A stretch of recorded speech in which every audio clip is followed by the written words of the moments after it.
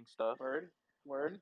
So, is the whole purpose Hello? behind like, oh shit, we got the homies in here. What's good, guys? Oh yeah, what's good? No, what's good, King? I don't think I've ever heard your voice. How's it going, man? I don't think I've heard yours either. Right now I'm chilling. Had to call a few audibles on the play for tonight, but happy to be here speaking with you.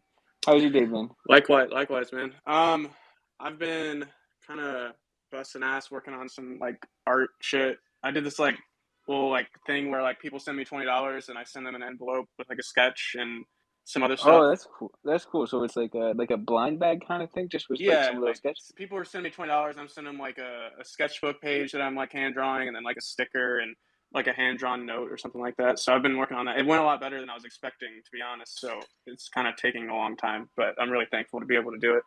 It's such a cool concept. I feel like having like those like little like random packs and everything. It kind of like combines the best worlds of like just like opening like a pack of Pokemon cards or something like that. Yeah, it's like you Something don't that know. we It's like like a little really gift. You don't appreciate. know what to expect. Exactly. Yeah. But yeah, I actually decided to call it love letters. I don't know, for some reason that just sounded cool because like I'm sending them a little letter and it's full of love. I don't know, it's kind of cheesy, but No, I rock with that. thanks, bro. Thank you. Wait, was that Null? Yeah, let's get Nola up here. Hold up. Oh, you sounded like Null first. I thought you were Null. That was No, weird. no way, Sorry. no Sorry way about she that. sounded like me. No way she sounded like me. It's true. I've seen his Wattpad. Yeah, get it. I don't think it's been a long time since I've done an interview, man. I'm a little nervous, so if I sound kind of dumb, Honestly, don't judge me. Man, you all good. I promise you ain't like no pressure, no stress, no none of that. It's just dudes being bros here. What's better than Just this? dudes Guys being dudes. just guys Wait, being please tell me you dudes. know what that is, right? You know what that is. Yeah. Okay, cool. Yeah. No, it's got me wheezing. Well, let's. I'm just gonna promo this a little bit more, and then we'll get started Yeah, with here, the wait, let me questions share and it as everything. well. Can I like easily tweet it out? Okay, yeah, sweet. Yeah. Hello. Yeah. Hold up. I got to share this as well. Here it is. I got it in the All Discord. right. Give it a. Oh, perfect. Yeah. Okay. I just seen it now. Okay. Cool. A few more minutes, and then let's get started. Sounds good. I ate too much today. I'm down so bad. What'd you eat today? Fish. Wait, what kind? Yeah, What kind like of fish? sushi. Sushi. Okay. What? Dog. Yeah. No, I felt like there it is. I know a burrito overlord, big fish proponent. You fuck with like salmon, like grilled salmon or air fried salmon? Ooh. That's my shit, bro. Oh yes. That's my shit. Oh yeah. That and the grilled chicken breast, nothing but My girlfriend cooks sometimes, and she's really good at it, but she doesn't do it super often. But she makes these fucking salmon tacos, and she like hand makes this like feta sauce and then arugula and like cheese and the salmon. It's so fire, bro. So fire. See, the thing where you lost me, I'm gonna be 100% honest. Feta I can't fuck with sauce? feta. I can't Feta fuck with feta. sauce? Yeah, she has one of those blenders, and she puts like feta and like yogurt and all this shit and like spices and puts it in the blender, and it makes this crazy sauce. I swear, bro, it's so good. So good. I've never tried putting a rat in a blender, but hey. I did not even catch on. Holy shit. I'm sorry. Yeah, that's meta as hell. Oh, All right. man. We got a few more people in here, so no time like the present to get this running, right? Yeah, let's run it. Man, so I feel like we all know you, know a little bit about you, but for the people who don't, what's a basic introduction? Like, who is Noah? Okay, yeah. My name is Noah. I've been an artist now for like 8-9 years or so. Been a full-time artist for the last like 2 years, and I just like to create things that, I don't know, kind of distort reality, and it's kind of like a collage-esque, like vintage kind of style with my own sort of like distorted, surreal twist to it. And I also create physical work as well, like paintings, like abstract paintings, and do like. Yeah, you really do be floating in between all the mediums, aren't you? Because like I remember from back in the day, you were doing like the colored pencils, the Polaroids. Yeah. The Polaroids were a hot thing for me for a while. I haven't been doing Polaroids for, it's been a couple months, but I still have like a huge collection of dude, I have probably like 600 Polaroids just from like all the places that I've lived and visited. Like I take my Polaroid camera with me. So like I have all these little memories with me all the time. It's really cool. That's awesome, man. It's always nice like when you being able to bring those like sentimental projects to life, and kind of like having that just as a whole chapter of who Yeah, you yeah, are. exactly. And it's like weird because like you look at a photo that you took 5 years ago, and a photo like especially with a Polaroid, it's like you're holding a memory from that time. So at least for me, whenever I'm looking at a picture, like I can like remember what the day was like when I took that picture. It was like really sunny or like overcast or cloudy or whatever. It's just like a cool little like way to remember time, I guess. I don't know. That's cool. I mean, like it's kind of like important, like just being able to bring those like tangible thoughts to these pieces. Yeah, and then I figured out how to like Thought, distort Polaroids for a little bit. I don't know if you were following me at that time, but I was like, oh yeah, remember we was it the Lucas Samras books? wait, sorry, what'd you say? When we What was it? were the Lucas Samras or what's his name? Oh, you traded. Holy shit, I forgot about that. Yeah. Yeah, yeah, Yeah, yeah, yeah. yeah, you were following Yeah, me that for, was yeah, we've been following for a minute. We did a collab there too for a bit. Yeah, that was times, good oh my times. God, yeah, that was crazy. Holy shit, I forgot about that. No, Um, that's wild. Yeah, I think it's just kind of a testament of like how you really been out here doing it. thanks, man. Yeah, I definitely was making art for like years before like the whole NFT thing happened. And honestly, once I saw the potential of what NFTs could bring to an artist, I was kind of like why would I not take the leap? Like why not? Like why not try? You know? And the timing was actually perfect because I just had started doing like the liquefy, surreal, distorted type stuff, and that's obviously a digital piece of artwork because I can't like liquefy in real life. So it was kind of like perfect timing because I found like a way to sell like the one of ones or the originals of like my that style, you know. And shout out to Null, he was like one of the first people to ever buy one of my NFTs. Shout out, just got to say that. Shut up, fella. I guess whatever. It's fine. Oh man. But yeah. Yeah, no, like, yeah, actually, was just gonna just kind of lead me to my next question. It's just like you kind of really like have a distinct style for your work, like with the liquefying, like the collages, kind of really kind of warping the reality almost. Like, what kind of inspired you to go down that route? It's a good question. I don't know. I kind of growing up, I actually had a grandmother who owned an antique store, and so it was imagine like a giant warehouse, but it's full of like booths of like different people's antiques, and she was like selling them for these people. And so growing up, I would always like ride my Heelys around it and like just love looking at all the history and all the random like shit that I would just find going there. And in a weird way, I kind of feel like that sort of influenced like my interest in like old magazines and collaging because before like all the digital liquefy stuff you were just describing, I was just doing like physical collages, and I was able to like do that for a little bit and sell them, and I had some of them in the show and stuff like that. So that was really cool. But as soon as I got like a MacBook, that kind of like changed everything. Once I realized I could like liquefy it too and create this like weird, like I said, like surreal twist to it, I was like, okay, I got to keep going down this path, to be honest. And once I did that, like for some reason, that style got the most attention out of any art I've ever made before. And so, And then you just kind of just felt like all the pieces just kind of come together yeah, there, yeah, just exactly. kind of like a perfect storm. Yeah, That's exactly. beautiful. Yeah. So I don't know, man. It's weird. It kind of just like it just happened. It's kind of in the right place at the right time. Things worked out, and I discovered it, and then I discovered NFTs, and it all just kind of fell into place. So, like, what would you say, like, your creative style, like, your creative process kind of looks like? Because, from the outside, like, it looks like I don't even know what it looks like. Creative process is I just think of that, like, that one, or just like that one picture of the kids in school, right? That one just yeah, alone that's the one itself that with me popped through all off. That these was like one years, of the first ones that popped off, and I was like, damn, like for sure. I think I got like on that piece when I posted it, it got like 20,000 likes or some shit the first time I posted it, and I was like, damn, I have never gotten this much attention. I have to keep doing this. Holy shit! Like, not only that, but I also love how it looks. Like, I'm genuinely like proud of this process that I discovered, and the use cases for it in art is like infinite. Like, I can liquefy any image and cut out and collage within the image. So I don't know. There's just a lot of potential, and I feel like I've kind of barely even scratched the surface, to be honest with you. So yeah, I forgot. Yeah, for Did you sure. ask me No, something and I didn't answer? Sorry, I feel like you asked me no, something. no, you're good. No, no, you're good. You killed it. Okay, You word, just you answered me right there. word. We good. Oh, what was I gonna say? Hold up, I got a list here, and I'm gonna be honest. I'm on public transport right now, so Oh, like nice. I gotta Oh, I was I talking about gotta. my process, right? And did I Oh answer that? yeah. So We weren't itchy brain. the process is firstly like anytime I'm like passing like a thrift store or a vintage store or an antique store, I always walk in to try to find old magazines. I have a collection of probably like at this point like over 1,000 like National Geographics, Life magazines, just like random old books that have cool pictures in them and shit like that.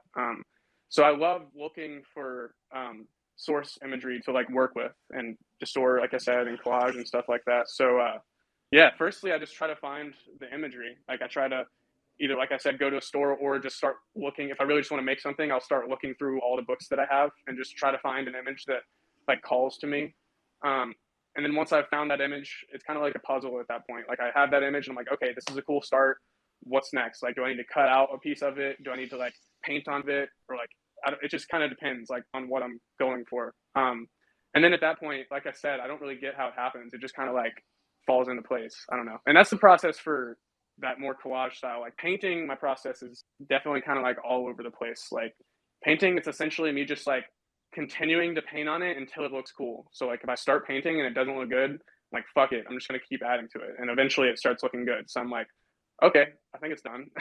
I don't know. Painting is weird, man. It's like No, it's hard to it's so do. I it's so like hard to like really like know when it's finished, and you just like at the risk of like not overworking it. yeah, I exactly. think like that's that was like personally like my biggest thing of it, and I always like loved your paintings just because like they look really busy, but they don't look overworked, and like it's like a really fine line to Yeah, cross. yeah. Thanks, man. I appreciate you saying that. That means a lot. Um, Yeah, I definitely can agree with what your sentiment of not trying to like overwork it, but finding that balance to where it like works. I feel like that's kind of what I try to achieve in paintings. Yeah, to a certain degree. Like, I just want to get it to a place where it feels like balanced and like the composition works and the colors work. And sometimes that can take. I'll sit on a painting for 4 months, 5 months, and just keep painting over it, like over and over and over again. And then eventually, I'm like, okay, I'm liking it now. I think it's almost finished. Yeah, painting is weird, man. Like the painting style, or sorry, the painting like process compared to my collage process, it's just two totally different worlds. Like paintings take months and of me just looking at it and kind of hating it and being pissed off at it and eventually just like starting to like it. And in collage, it's like pretty straightforward. Like I find the image, I find another image, and I'm like, okay, these two work. Like let me just cut this out, put this here, like distort this, liquefy this, and it just kind of happens. Like it's usually like I can finish one of those pieces like within a couple hours. In paintings, I can never really finish a painting within a couple hours. Like that's impossible. But yeah, anyways. yeah, no doubt. Like that's genuinely sounds like hell trying to bust that out. Yeah, exactly. You get it. Um, what would what would some of your like biggest inspirations behind your creations be? Like technicals, like spiritual, anything really. Yeah, Just like good what kind question. of I love that. drives you to kind of create? Yeah, I really like that a lot.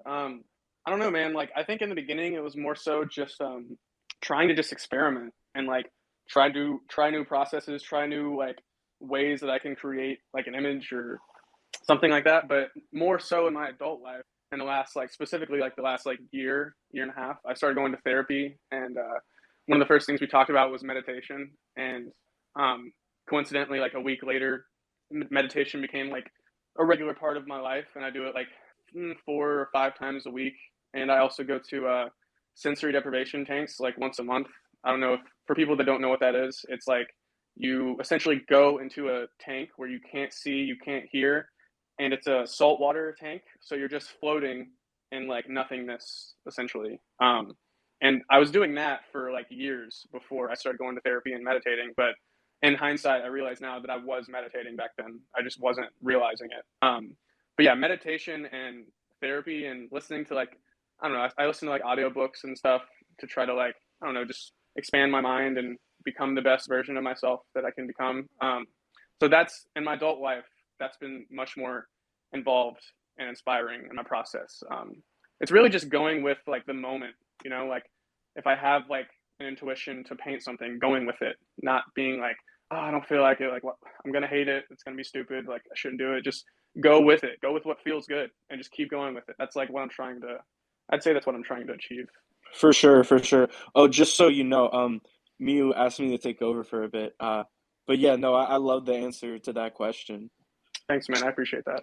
Yeah, for sure. So I think what we're gonna go into next is like um like what advice would you give yourself if you were just starting out today? Like either just starting out art or just starting out in NFTs. Maybe both, but yeah, I'd be really interested to hear like maybe what you do different. Yeah, it's a good question. I think good advice for anyone starting out that I could also even have said to myself early on is don't like overthink it. Don't worry so much about like making it look beautiful and great and awesome. Just have fun. And also don't fixate on the money part. Like don't think too much about making money when it comes to art. Like you need to make art for the love and the passion of making art. If money is like your main motive the whole time you're making it, I don't know. It's just sometimes people can still be succeed in like making art like that, but to me, like it's all about the heart that you put into it. That's what makes art like relatable, and people connect to it whenever they can see your heart like on the canvas or on the piece or whatever. Like you know what I'm saying. So I'd say first advice: don't overthink it. Just have fun, experiment, and also if you make something that you are unhappy with or you would consider it a failure, maybe try to like skew your perspective and look at it from a different lens and be like, oh, okay, why don't I like this? Like, how can I improve this? How can I grow? How can I be better? Like, instead of just like, I think some people might like see that they didn't like something, consider it a failure, and then just be too afraid to like keep pushing. But it's really like those people that are consistent and keep pushing despite their failures, despite them being upset with their work. They keep trying, they keep experimenting. And that's how you end up getting successful, is because you just keep consistently doing it. So really like anything that you devote your life to or anything that you really are passionate about that you can feel in your heart, it feels good. If you chase that for like as long as it takes, like your whole life, if it takes that long, you're going to like achieve your dreams. That's just how the universe works. Like you got to like follow your heart and follow what feels good. That's what I believe. Is there any other advice? Hell yeah. Thanks, man. I love that answer because like that covers everything. That covers like no matter who you are, that stands true. Yeah, Not overthinking and just learning from your failures and continuing to try. Like all of that shit is really just the core of like learning to something and learning to do exactly. what you love. Exactly. I totally agree with that. I don't think any other advice. Yeah, I'd say just have fun. In simple terms, like do what feels good, what feels right, and go with that. Yeah, that's pretty much my answer. Yeah, for sure. So we went back in time for a bit, but now let's go forward in time. What are some goals that you're looking to work towards in the next year to 3 years that like you really think would be like a big leap for you and would push you forward? Yeah, I like that. I think one goal would be I've done like cover artwork for the last like 3 or 4 years, and it's usually for like smaller artists. Um, and I always had in the back of my mind like I would love to create like a vinyl cover. Like that's always been a dream of mine. And actually, coincidentally, like that's actually going to be happening in the next couple months because I have a friend who I've worked with I've done a couple covers for, and he said that he wants to release his first vinyl, and I created it for him, and that's coming out in the next couple months. Anyway, so I'd say I'd really love to continue working with music artists and especially music artists that I like resonate with and collaborating with them. And I don't know, to me, like just seeing my artwork on like Spotify or Apple Music or whatever, I just consider that like a timestamp of like my work.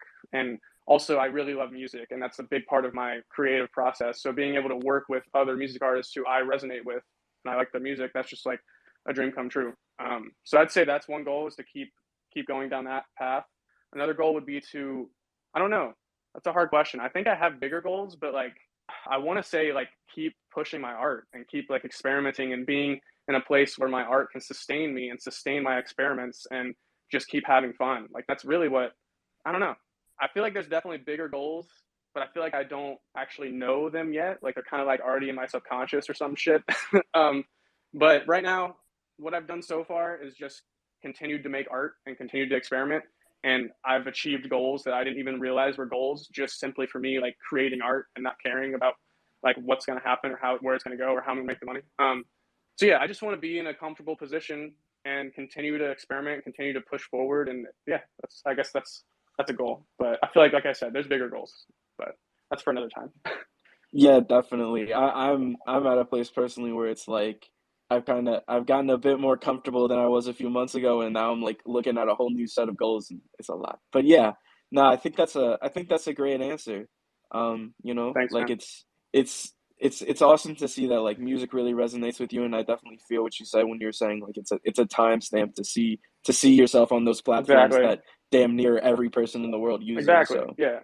And usually the covers, like, I'm really proud of the covers too. So it's like people are looking at my art, even if they're not thinking about it. Like they're like, oh, subconsciously they could be like, oh, that's kind of a cool piece of art because I don't know. It's just I like seeing that. It's a very proud moment for me to like see my artwork on those platforms because, like I said, it's such a huge part of me and my process. And anyways, sorry, I kind of got caught up in the last question. What were you gonna say?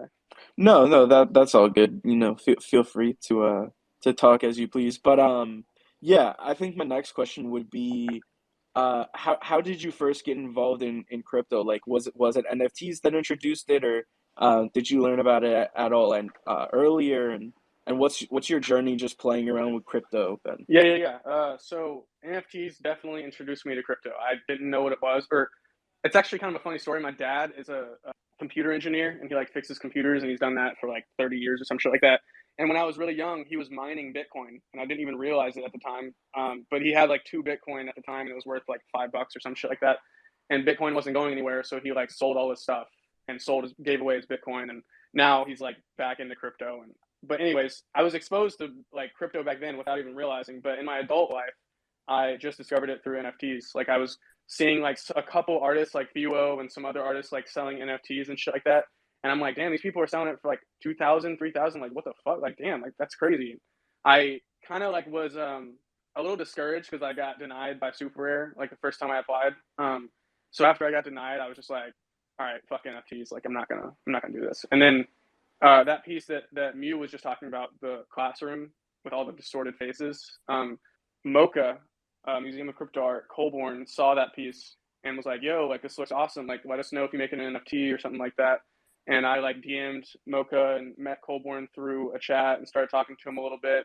And essentially, like I told him about not getting accepted on Super Rare, and he was like, "Oh, I can get you on Maker's Place." So I went on to Maker's Place and sold Null, my first NFT on there, and sold another one at the time. This was in November of 2020. So I sold, I think Ethereum at that point was like $450 or something like that. So it's kind of weird to say that I was like a little early, not the earliest, but I don't know, just to see Ethereum like grow as much as it has, it's just crazy to see because I actually saw it when it was like worth a lot less, and it's just kind of weird. But yeah, basically, I just got into crypto through NFTs, and I just kind of was having fun at that point. Like I was making a lot of art pretty fast, so I just started minting all of them on Makerspace, and then eventually, like I think Super Rare saw that I was selling pretty well on Makerspace, and so Super Rare like sent me a DM, and they were like, "Hey, like we just saw your application again. Like if you want to join, you're welcome to."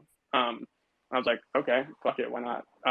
So I've sold some art on there, sold some on Makerspace. I've done a little bit with Nifty Gateway, so yeah, pretty much just trying to like make art, and if people like it, they can buy it. That's pretty much all I'm trying to do. That's what's cool about NFTs. Like if someone really resonates with a piece, they can own it for like I don't know.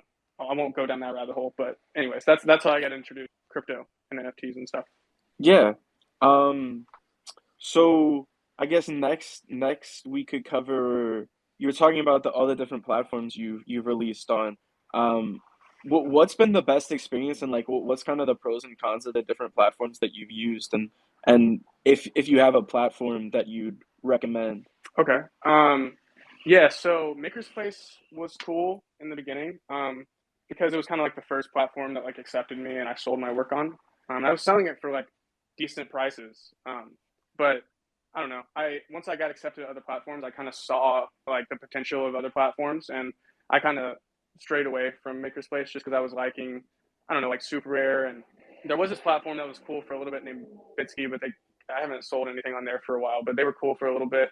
Um, and I don't know, just Super is cool because it just feels a little more, because sadly they are kind of like gate kept a little bit.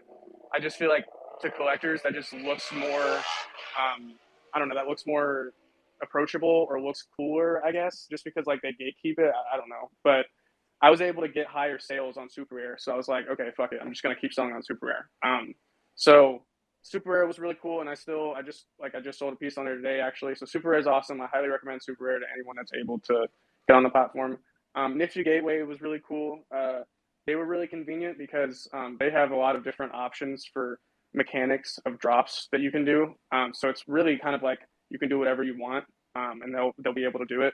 And it's also convenient because like whenever I did the drop, like I did a 3-piece drop, and I just give them the artwork in like a Google Drive, or they send me a link of a Google link or whatever, and I plug in the art, like I send them the art, and then they do like all the work. Like I don't have to like set up anything, and whenever I make a sale, it just goes directly into my Nifty Gateway account. So for them, it's really nice just because of convenience and ease. You don't have to like have any fees. You don't have to mint the artwork. Like they do all of that stuff. So yeah, I feel like every platform kind of has their own pros and cons, I would say. Yeah, so you were actually saying, sorry to jump around a bit, but you were saying that you just sold a piece recently on Super Rare. Is it actually the one that I have pinned?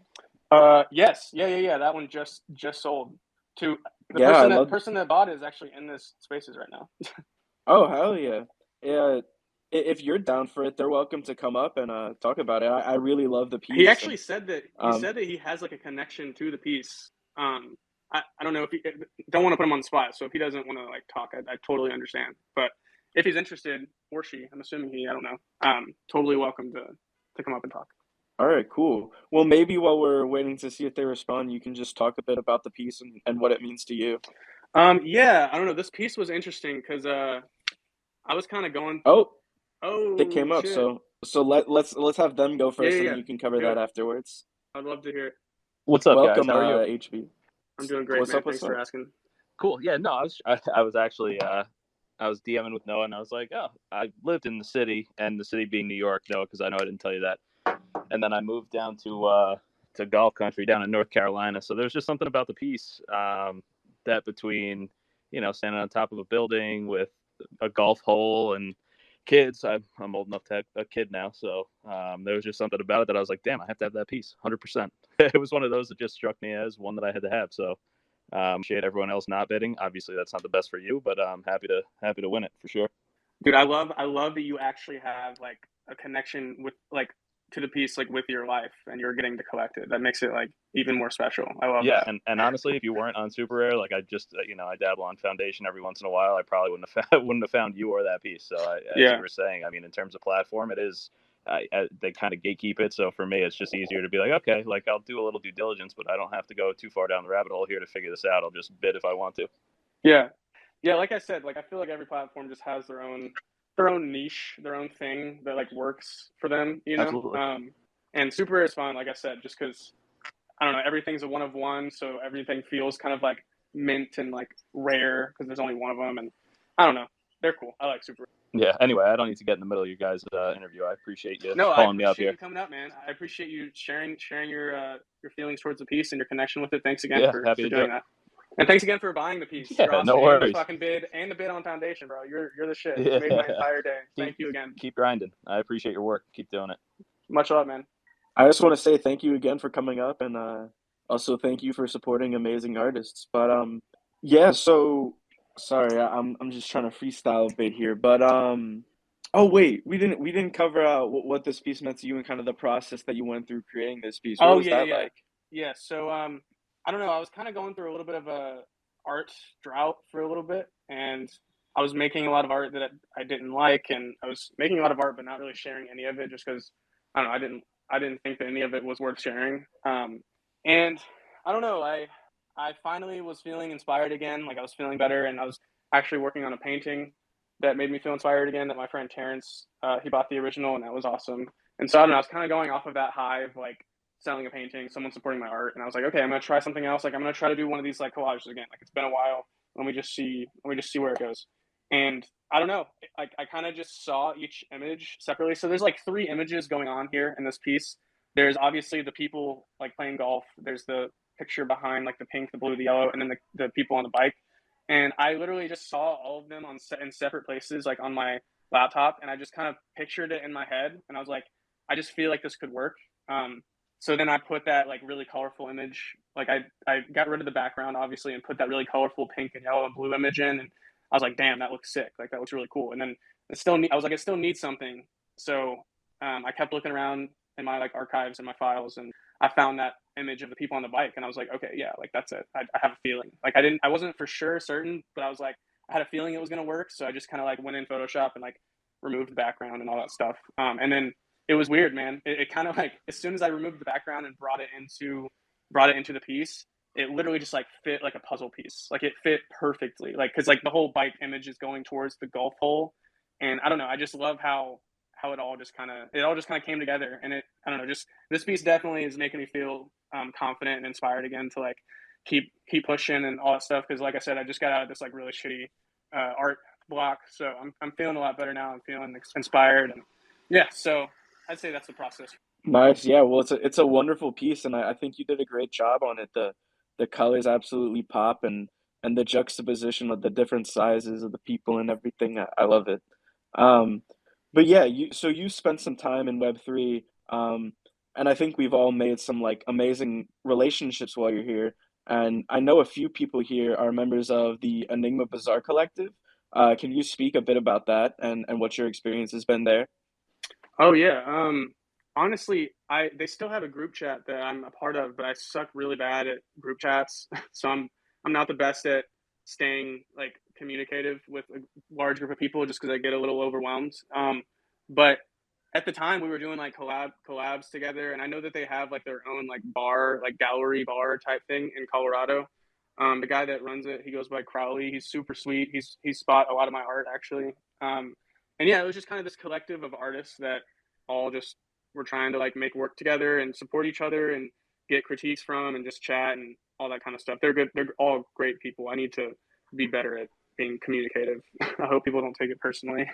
Nah, I don't think people do. It's just it's how Web3 works, you know. We're all in so many groups and trying to do so many different things. It's just how it is. Yeah, no, I agree. I will say being in New York City though, like I've only been here for 3 years now, but being in New York City and just being around all these other creative people, because I mean I grew up in Tennessee and like there was not any creative people around me in Tennessee really. But coming here and like building relationships with like other artists, and now I mean shout out Max Kolchinsky. He's like this curator artist friend of mine. Who runs for the TL. It's like a art supporting group thing. They like do drops and stuff like that, and he puts on shows. Um, I've met so many homies like from these events that Max has thrown, and Max is like a really close friend at this point. Like it's funny, like I met him. I think it's been like 2 years now ago, and he went to this gallery. He went to this random gallery in our neighborhood. Walked up to the curator and was like, "Hey, like I want to throw a show. I know a bunch of artists. Like, can I throw a show?" And the woman was like, "Okay, you can be the curator." So like I watched Max like essentially just speak this shit into existence, and then he had one of my show like pieces in the show, and a bunch of other artist homies that like Bobby was in there, Bobby Kai, and Solo was also in there. Like a bunch of like homies were in this show, and it was like kind of like this like Web3 like physical art show because like it was digital screens but also physical pieces of art. So he titled it Metaphysical, and it I don't know, it was like such an amazing night. Like I was there the night of, and I got to meet like some of my collectors that have bought some of my work, and I got to meet people that really resonated with the painting that I created.